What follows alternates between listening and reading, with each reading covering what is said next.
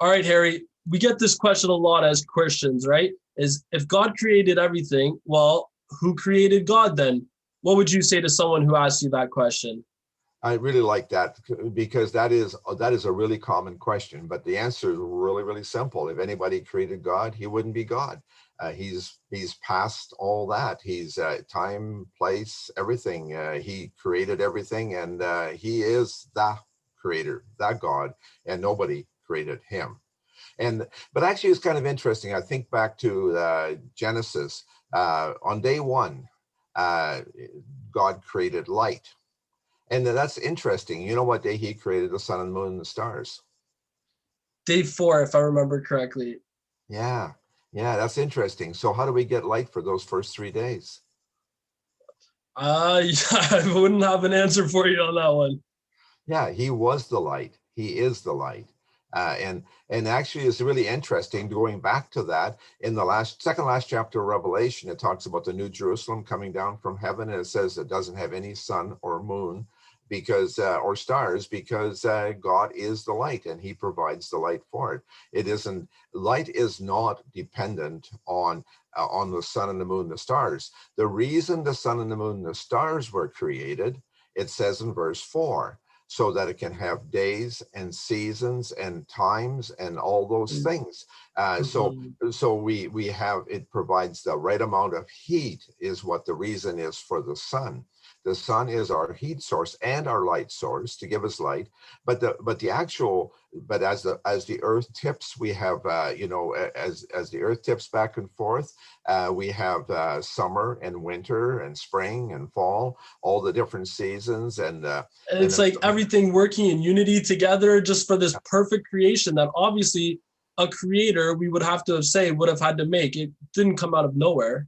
no, exactly. And the actual aspect of it is God didn't need the sun and the moon to make day and night. What he did is he just automated it with the sun and the moon and the stars. He just provided the automation of it because now it's on autopilot. The sun and the moon and the stars, they go through their cycles, and now we have a system that is, so he doesn't so now we have heat and we have light and all the combination of both of those. And so everything God made, he made so that it matches. I often think back to the monarch butterfly. I think a lot about that one. The monarch butterfly starts out as a butterfly lays an egg on a milkweed plant. Now, that egg has to incubate for a week or so and it's really weird because it's hot in the daytime, cold at night, and yet somehow it incubates and out comes a worm. The worm has to be on a milkweed plant. It cannot eat anything else in the whole world. It can't eat anything else. It has to have a milkweed plant. So if they laid an egg on a tree or some grass or whatever, it would just die. So now the worm grows for a few weeks on a milkweed plant, and then it goes to a cocoon. Wow, how does that all happen? Again, another Mm. creation. So it's at the third stage. It's an egg, and now it's a worm, and now it's a cocoon. How does it know to make a cocoon? Well, now it's a cocoon for about a week, and out comes a butterfly. So what does the butterfly feed on? Milkweed The plant? milk No, And then doesn't think work. about this. The milkweed plant is working with the worm that works with the butterfly, with the cocoon, and all that's working in unity. Look at the earth with the trees. We provide what is it?